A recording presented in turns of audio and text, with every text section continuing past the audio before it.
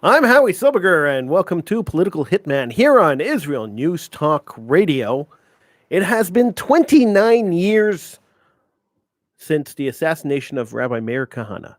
29 years since the first Al Qaeda attack on American soil, which coincidentally was the assassination of Rabbi Meir Kahane.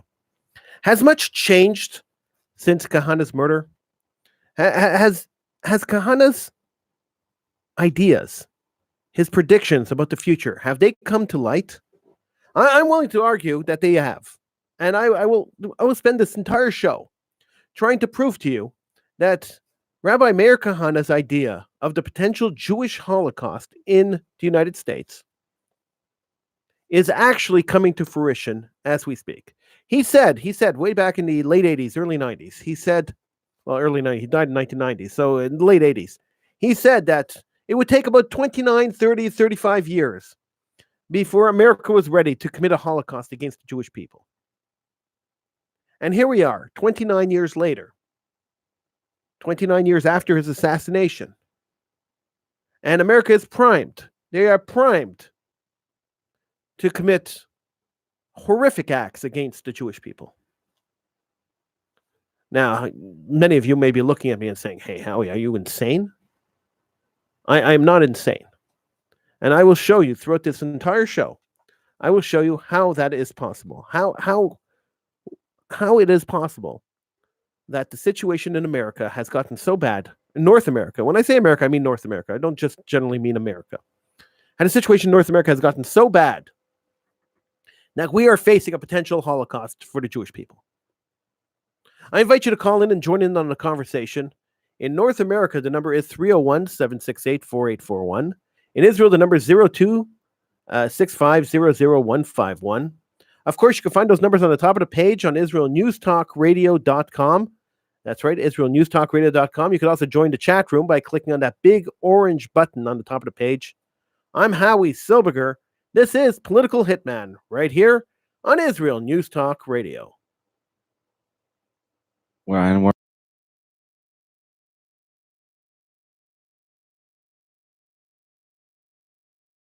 For those of you watching on Facebook or on YouTube, during the breaks, the volume will be muted, but we'll be back when we come back from the break.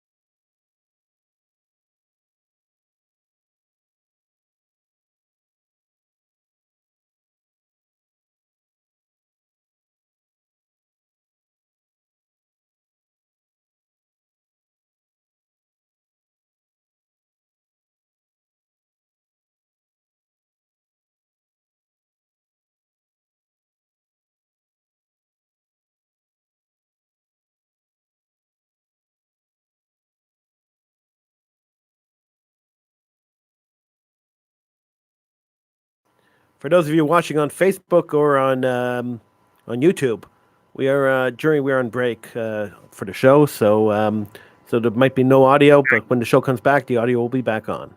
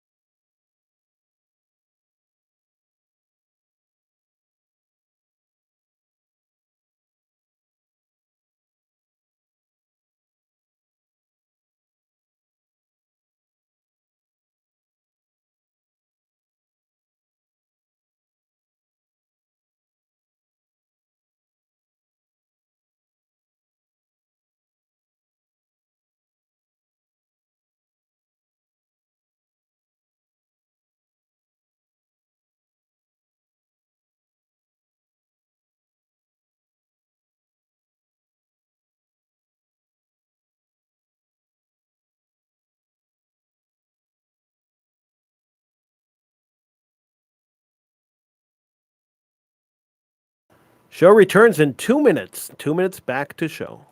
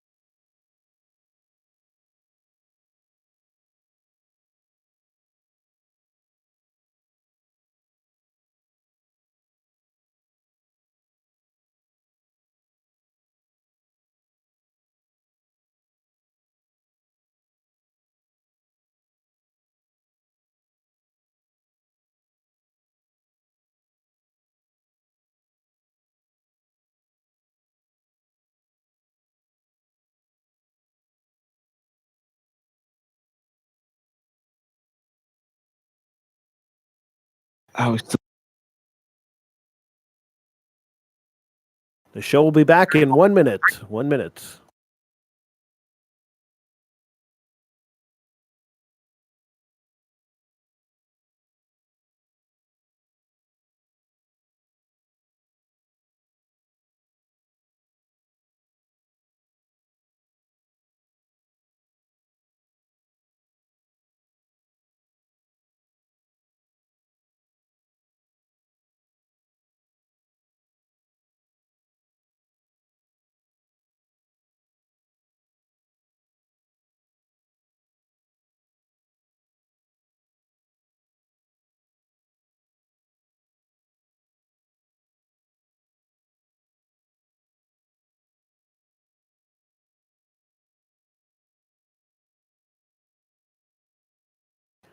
I'm Howie Silberger. This is Political Hitman here on Israel News Talk Radio. Thank you so much for joining me. I do appreciate it. You could call in. The show is live. And the way to get the numbers, I could give them to you, but that's just too easy. So go to IsraelNewsTalkRadio.com. Open up a different browser. Go to IsraelNewsTalkRadio.com. The numbers are on the top of the page. And while you're there, you could click on that big, click on that big orange button. And Radio, thank you so much. That big orange button that says chat room. And you could join me in the chat room. See, it's that easy. It's a huge orange button that says chat room. Join me in the chat room on IsraelNewsTalkRadio.com. All right, so it's been 29 years since El Sayed Nosser walked into a hotel in Midtown Manhattan and shot Rabbi Meir Kahane to death. It's been 29 years. It's been a little more than 29 years since Rabbi Meir Kahane made the decision that within the next 30 years, there is a potential for a Holocaust in the United States. And many people said, wow, he's crazy. 30 years ago, they were saying he's nuts. Don't listen to him. He's a radical. He's a crazy radical, someone you shouldn't be listening to. Forget about Meir Kahane. Meir Kahane is a nutball. That's what they said 30 years ago. But the truth is that he wasn't far off. He wasn't wrong. And if we take a look at the situation today in the United States and in Canada, we will see that Mayor Kahana was right. As he was right in many of the things he said, he was right in the idea that there is a potential Holocaust brewing in the United States. Now, I've been telling you for the last couple of months, it's been months that I've been telling you, that Jews in New York City, which holds the highest population of Jews in the world outside of Israel, Jews in New York City have been attacked unrelentlessly for months and months and months. It's gotten so bad that a New York City council person, a person who's on city council in New York, got up at a council meeting and said, "Are the Jews safe even walking in the streets of New York anymore?" Now, it's not the first time Jews were attacked in New York City. We all remember the Crown Heights riots in the of the 90s and the race baiting of people like Al Sharpton. But here it's different. These attacks are different. And the reason they're different is because there was no catalyst for them. They just started happening randomly. The Crown Heights riots, there was a catalyst. There was a car accident involving the Rebbe and the Lubavitch Rebbe, and there was a catalyst for the Crown Heights riots. But these attacks seemingly just started randomly and are continuing randomly. And there's no way to stop them. Just this week, several identifiably Jewish men and boys, were attacked in a string of assaults in the Borough Park community of Brooklyn on the same night. Now you have to understand that Jews live all over New York, and these attacks have been happening randomly in different areas of New York City. So now they're in Borough Park, and they attacked a bunch of Jews in Borough Park. 3 of the attacks late Friday night involved the same passenger car over 5 blocks. Each incident in which several men jump out of the car and chase Hasidic men and boys. In one incident, the passenger punched a Hasidic man after their vehicle pinned him against the parked car. Victims were also punched in 2 other incidents. Now, Yeshiva World News reported that the victims are hesitant to file reports to New York Police Department since the suspects often are charged with only harassment. Now, the number of hate crimes against Jews in New York rose significantly over the first 9 months of this year. The New York Police Department reports 311 total hate crimes through September, as opposed to 250 through the same period in 2018. Some 52% of the reported hate crimes are 163 targeted Jews. Over the same period last year, the New York Police Department reported 108 anti-Jewish hate crimes.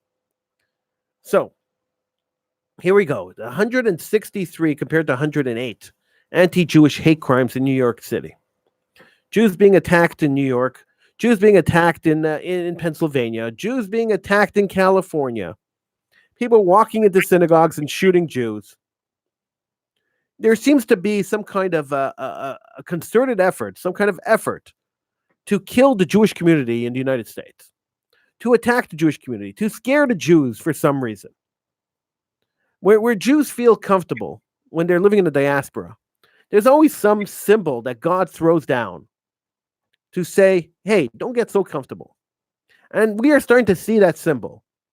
And it's amazing that 30 years ago, a little over 30 years ago, Rabbi Meir Kahana recognized that symbol. He recognized that this is a potential problem. He saw the rise of anti-Jewism. He saw the rise of white power. And he realized that there might be a problem. Now, the second thing that convinces me that there is a potential for a Holocaust in the United States and Canada, and you look at me like I'm nuts, but yeah, there is Netflix.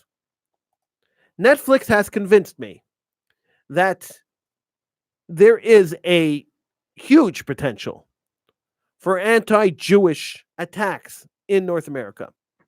How has Netflix convinced me of this? Well, I remember a couple of months ago, we did a whole show. We did a full hour on Netflix's decision to run a roast of Anne Frank. We talked about Anne Frank being a victim of the Holocaust and how calling a show the roast of Anne Frank is really, I would say, distasteful is the wrong word here. Is really disgusting and revolting. That would be the more appropriate word. And how mocking a Holocaust victim, a symbol of the Holocaust, a symbol of the child victims of the Holocaust, is even more revolting than calling it a roast. And the fact that Jewish, or I'm going to say so-called Jewish actors and comedians were involved in this roast of Anne Frank in this television show is even seriously more revolting than the whole concept of the show. So that said, Netflix has done it again. Because, that wasn't enough. Jews weren't outraged about that. And that's really the unfortunate part of Jews. We don't get outraged. We don't get outraged enough. There's not enough people screaming and yelling and canceling their subscriptions to idiotic services like Netflix. But here we go. Netflix has just picked up the license to a new comedy. A rom-com, a romantic comedy, they call it. It's a comedy about an Orthodox Jew who falls for a non-Jewish woman. So it's a comedy about intermarriage. Now, Netflix isn't new. This isn't new ground that Netflix is covering.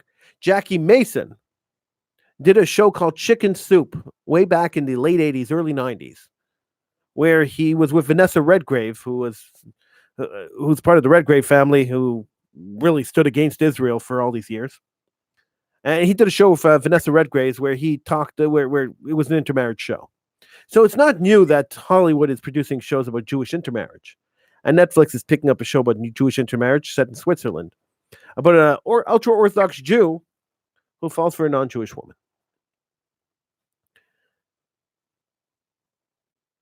I would say that if Netflix had not done a show mocking Anne Frank, I probably would have ignored this as just a sign of our times.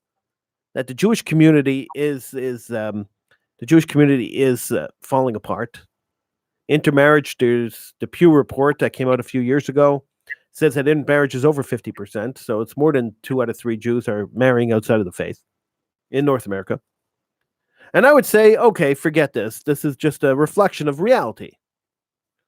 But the fact that Netflix keeps doing this, keeps attacking Judaism, keeps attacking Orthodoxy, keeps attacking the way that Jews live, just kind of convinces the rest of society that it's okay to attack Jews. It convinces the rest of society that Judaism is not important. It convinces Jews that Judaism isn't important. It's a scary situation. It's a scary scenario. Now, if this is a reflection of society, I can accept a reflection of society. I know that Jews are intermarrying. But do we really have to promote it? Is this really something that we need a situation comedy about? I personally don't find the material very comedic. I don't find the idea of the Jewish spiritual Holocaust very funny. And I think by belittling Jews the way that Netflix has over the last little while, and by the New York Police Department and the New York City Council not doing enough to stop the attack on Jews in New York City, I think we are facing a potential Holocaust. I think we are facing a potential uprising, a potential usurping of the Jewish community. I think that's coming. And I think that we're going to be in big, big trouble very soon in North America. That I think is happening. And I look at some of the other things happening, and I realize that Rabbi Meir Kahane was probably right when he said that there's a potential Jewish Holocaust coming, potential Holocaust in North America coming, and we should watch out for that. And are we watching out for it? I don't know. I don't think we are.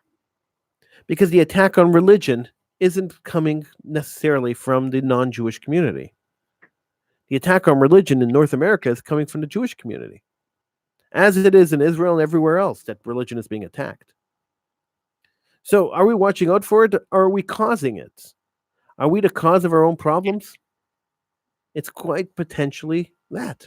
Potentially we are. And I want to look at that when we come back from the break. I want to look at that a little more deeply when we come back from the short break that we're about to go on. Because if we are the problem, then we could solve the problem. Well, we could always solve the problem by moving to Israel. That's always a a solution. But if we're the problem, there has to be a solution. I'm Howie Silberger. Join me in the chat room on IsraelNewsTalkRadio.com. This is Political Hitman. Read it here on Israel News Talk Radio.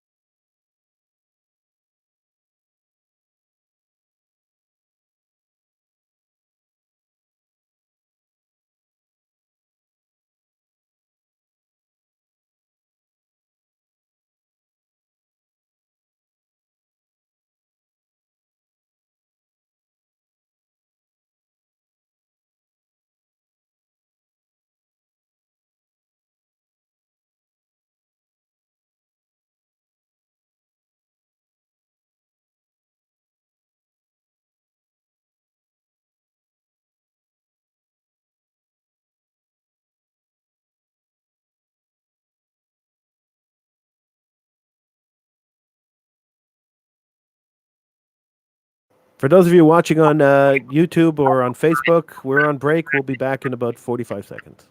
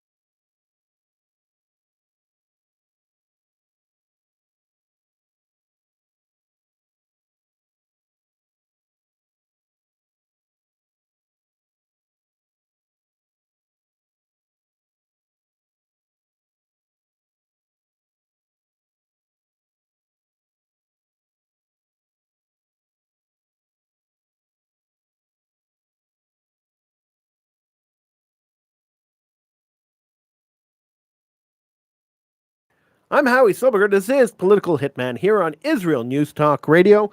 Feel free to join in on the conversation. You could join me in the chat room by going to IsraelNewsTalkRadio.com and clicking on that big orange button that says chat room.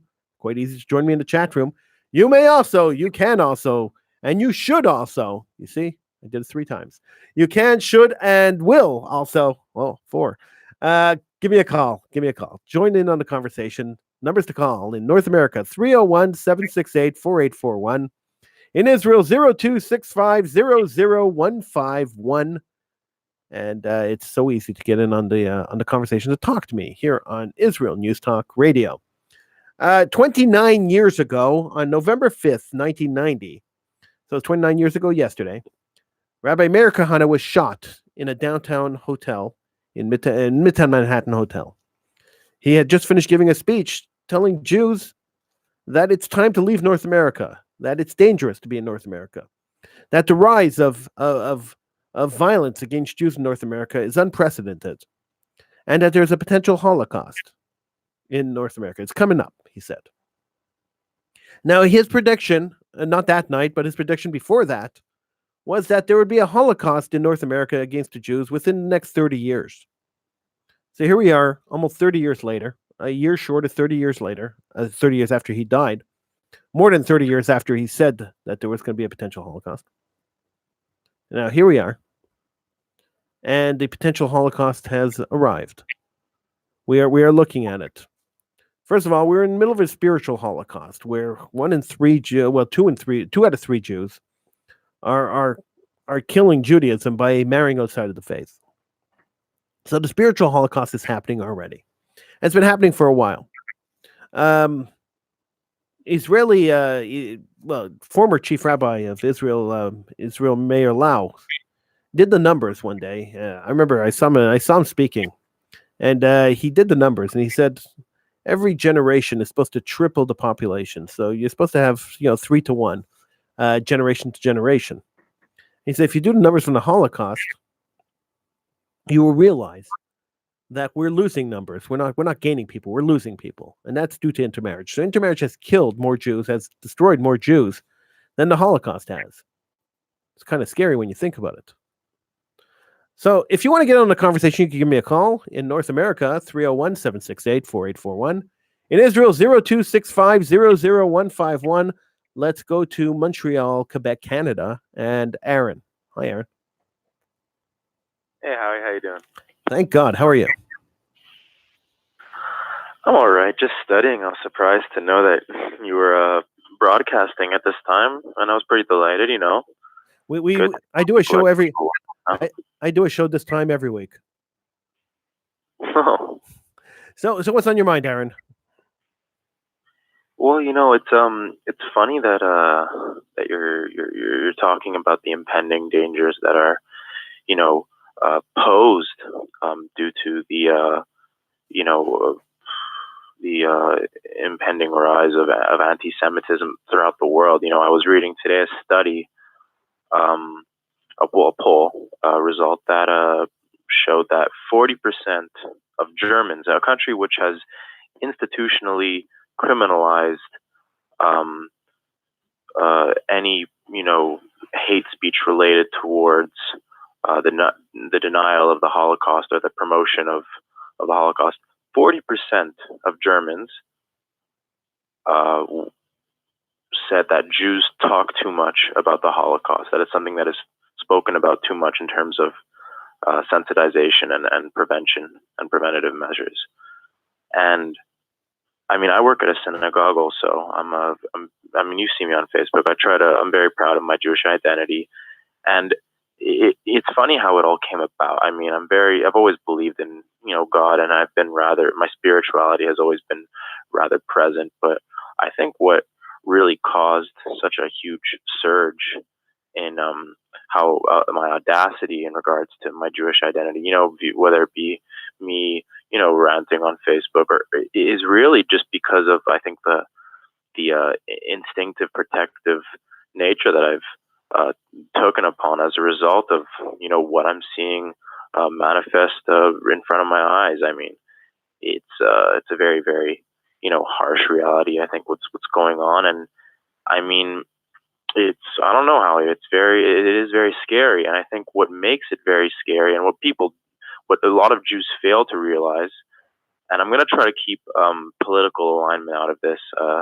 Obviously, the left is, whatever. I think with their very anti-Israel agenda and stuff, there's a lot to be said about that. But that's a whole other conversation. But I think just pertaining towards anti-Semitism, it's an issue, Howie, that is so it's so under the carpet, but it's so present. I think. Let me ask you this, Aaron. How old are you?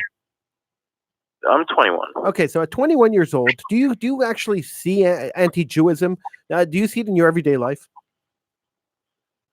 Yes, but I never really noticed it. I think that's something that's really that was so shocking. I think that what people fail to realize is that, and this is especially with Judaism, because what really caused events like the Holocaust and pogroms to happen, and the root cause of anti-Semitism stems, in my opinion, through insecurities of the masses, or of anybody who are whether it be jealousy, or whether it be indifference, or whatever it may be. That's what I think Judaism stems from.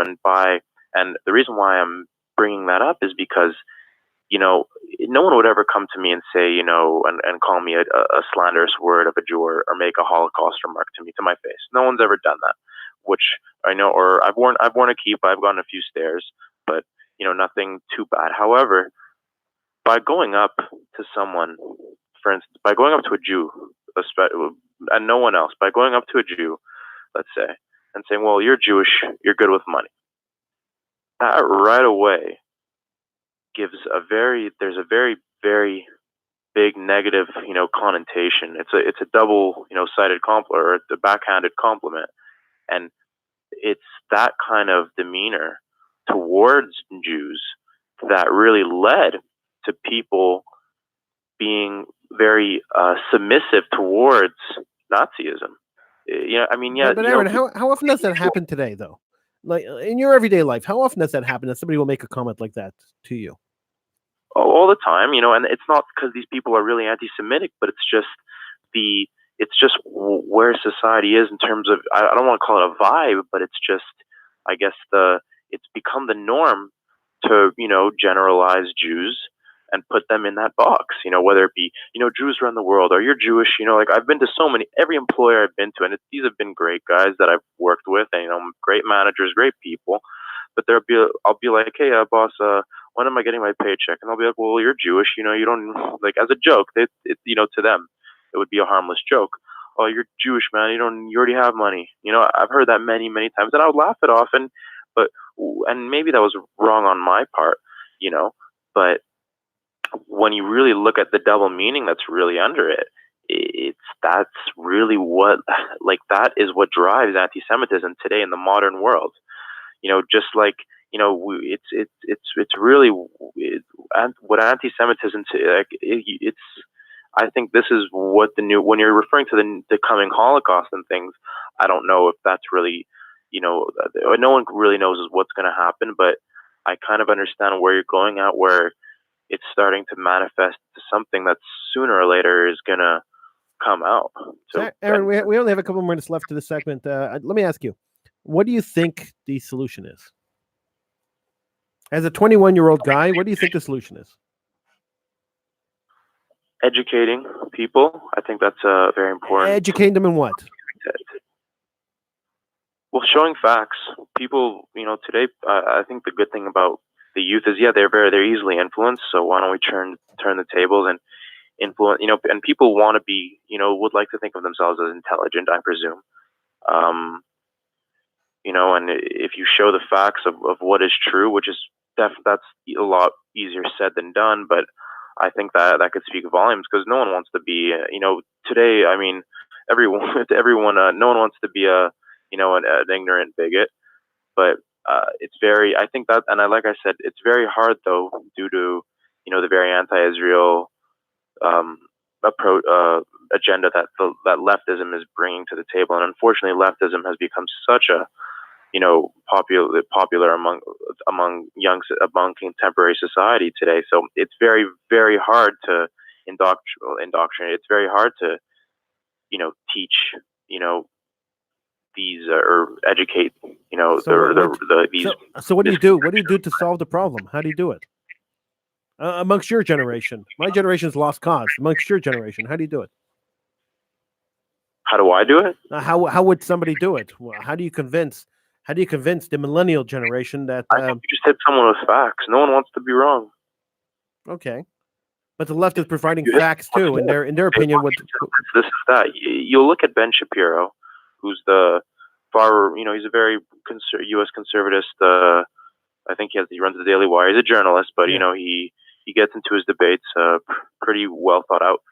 He's left many people who probably hate him, but he's left those people speechless. And the people that are witnessing that, who, despite what their beliefs were going into that debate, they've left thinking a lot different. And there's no arguing facts. There's no arguing science. I mean, then again, today, we have people who are 34 claiming they identify as a 2-month-old baby, but that's that's also another different argument for another time, Howie. Aaron, I got to cut you off because we're out of time. Thank you so much for calling. I'm Howie Silberger's Political Hitman. We'll be right back. And we're off. Let's see if Aaron's still with us. All right. Okay, hung up. I guess he's gone. Yeah. Interesting. Yeah. Your friend, I'm guessing? I know him since he's 12. He was watching on Facebook, actually.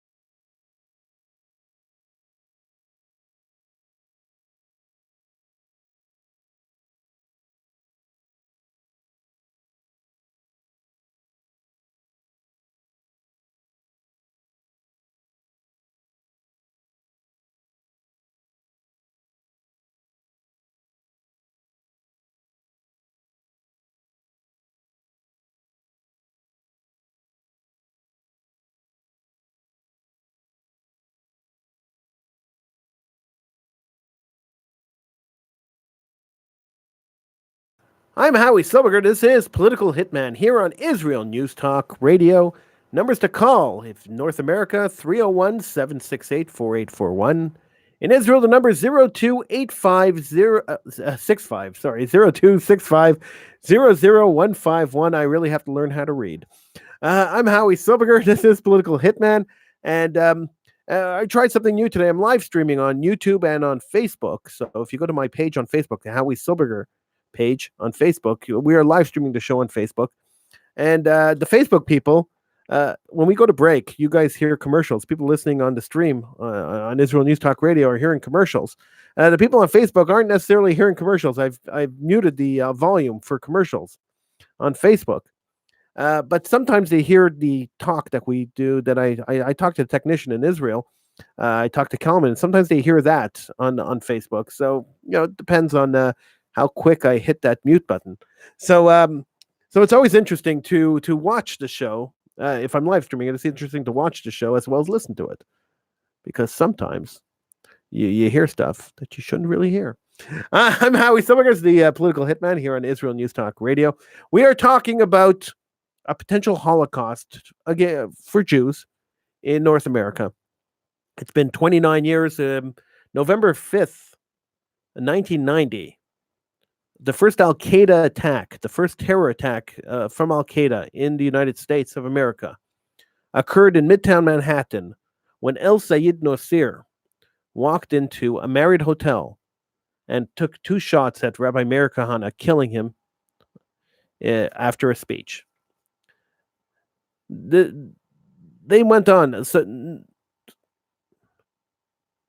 he ended up not being convicted of murdering Rabbi Kahane.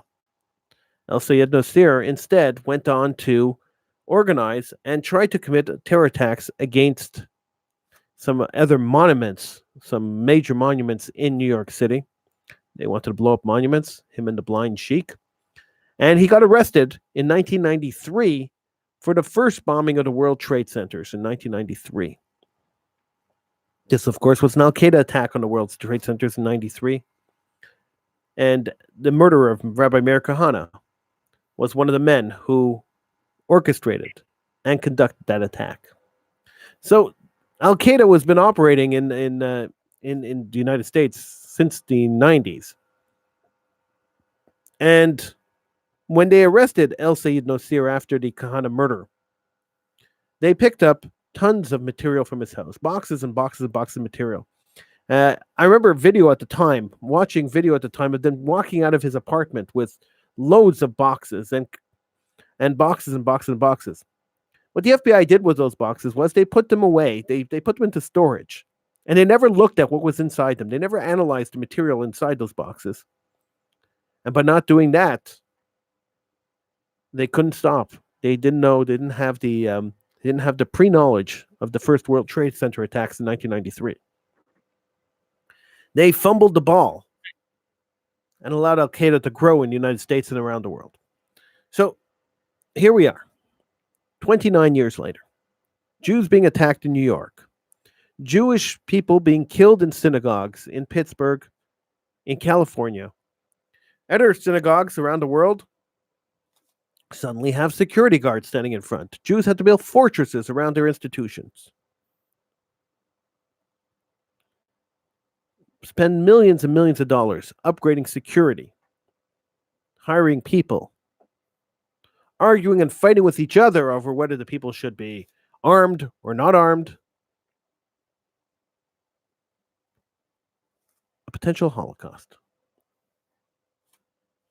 Now, some people might say that's a little radical to say. I mean, Aaron was on a little before. Aaron was on last segment. He called in. He said maybe a little Holocaust is an overstatement. Maybe another Holocaust is a slight overstatement. I don't think so. I think that eventually, maybe not today, maybe not tomorrow, maybe not this year, but eventually, we are going to see a massacre. It's going to happen. It's starting to happen now. Look at every university campus. The anti-Israel statements on university campuses spill out. Now, I know I've always said, and I've said on the show many times, I've said on every show that I ever produce, I say the same thing. That being anti-Israel is not necessarily being anti-Jewish. You could be anti-Israel and not be anti-Jewish. But what happens is, especially on university campuses, is that university students can't differentiate between Zionist and Judaism. So when they hate Israel, they generally hate Jews. Now they don't hate the lefty Jews who hang out with them and parrot everything that they say and talk about BDS. They don't hate those Jews. Those Jews they like because they're useful idiots. And haters always like the useful idiots. But they hate the Jews that follow Judaism. They hate the Jews that are religious, that believe in God. They hate the Jews that want to promote Israel and want to protect Israel. Those are the Jews they hate. And they take the other Jews along with them for the ride. And so we end up in a situation where Jews are helping the Jew haters hate Jews. Jews are helping the Jew haters hate Jews. Does that situation sound at all familiar to you? It should. Because it's happened before. And history tends to repeat itself. At the end of World War II, a philosopher, a Jewish philosopher named George Santayana, said that those who don't remember history are condemned to repeat it. Now, we look at history, and we look at the way history is being taught, and we could see definitely that history can repeat itself. I've criticized Holocaust history before, the way Holocaust is taught to students. And I will continue to criticize it because I think the way it's being taught is wrong. It is important, 100% important, to remember the Holocaust, to remember the victims, to commemorate the victimhood. 100%. We should never forget that we were victims of a genocide. At the same time, we should never forget that there was life before the genocide and there was life after the genocide. And that while we were victims during the genocide, and while there were some Jews who were victims of the genocide, we survived it. We were the victors. We weren't the victims. And I know it takes a mindset change to get to that point. To realize that we won. The Nazis don't exist, but Jews are still here. Nazi Germany, the Third Reich, is gone. The concentration camps are museums. And the Jewish museum that the Nazis planned to build after they destroyed the Jewish people doesn't exist. We should be proud of that. We should be promoting that. We should be teaching our children the strength and resilience. We should be teaching our children about the heroes of the resistance to the Nazis. We should be teaching our children about the partisans. Every kid in the world, every Jewish kid in the world, should be learning martial arts and self-defense. Every Jewish kid in the world should be learning that we don't bow to our enemies, that we don't back down from a fight, but we stand up for our principles and we fight until we win. That when we get up and we talk the truth, when we get up and we promote the truth, that the truth is all that stands. The truth always beats out everything else.